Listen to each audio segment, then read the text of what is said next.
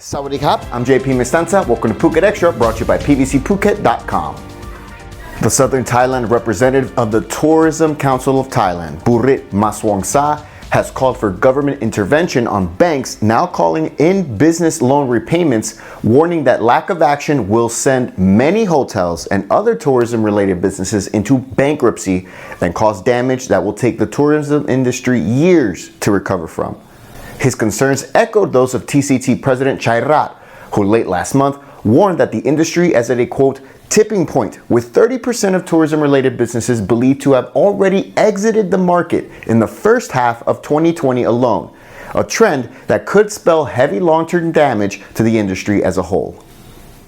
Several restrictions that have been put in place to stem the spread of the COVID-19 pandemic, they've now been lifted by Governor Narong Wuncheo, who yesterday morning made the announcement as the island tries to return to a certain level of normalcy. All public areas in Phuket are now ordered to be reopened, including the Sapan Hin Sports Center in Phuket Town, while all fishing venues, water parks, and cockfighting venues are allowed to reopen as well. However, the ban on international commercial aircrafts remains in place in Thailand, although only certain groups of foreigners are allowed to return to the kingdom. For more, visit thephuketnews.com. Organizers of the Bangkok Midnight Marathon got so much public criticism after banning foreigners from entering their race that they've now apologized and have opened it back up to expat runners. A social media firestorm of angry comments and accusations of racial discrimination began after the Bangkok Midnight Marathon published a statement that essentially barred foreign nationals from registering for the December 14 event. It came to light after Richard Barrow, a prominent expat who's been calling out dual pricing practices in Thailand, he shared it out on his page. Ever since the COVID-19 pandemic has hit Thailand, measures have been put in place to stem its spread, including suspending most international travel, and other policies have targeted foreigners in Thailand, namely to exclude them.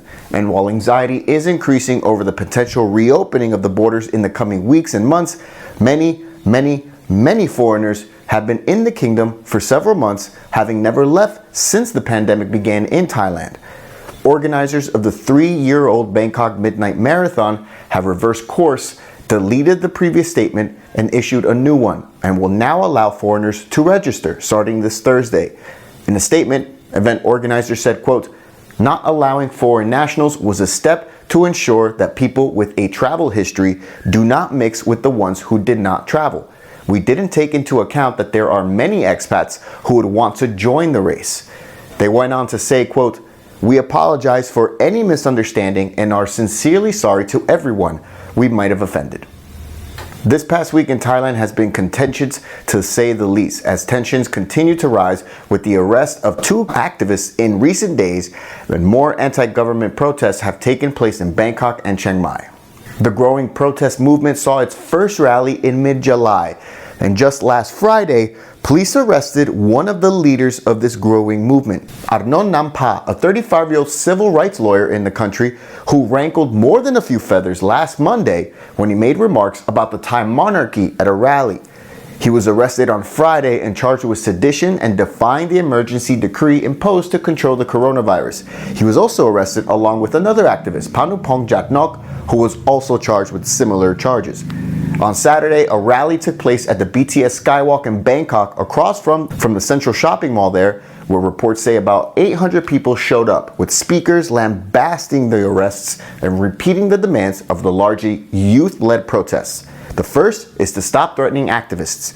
The second is to dissolve parliament. The third is to write a new constitution, and while also calling on the prime minister to resign. No violent incidents were reported, thankfully, but on the same day, both Arnon and Panupong were released on bail, on condition they would not repeat the alleged offenses. But at a rally on Sunday in Chiang Mai, Arnon took to the stage and repeated the demands, and didn't mention the monarchy this time. The protesters have called for a big rally next weekend on August 16th.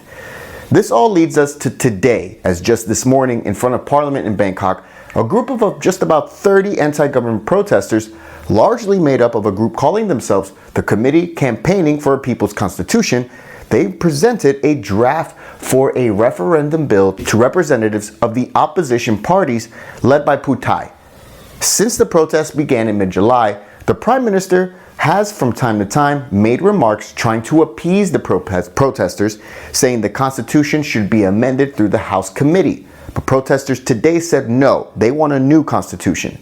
Meanwhile, at the same time, just a few meters away, was a counter-protest, mostly made up of royalists, about 50 of them, with banners pledging to protect the royal institution and urged anti-government demonstrators to leave the monarchy alone. For more, visit thephuketnews.com.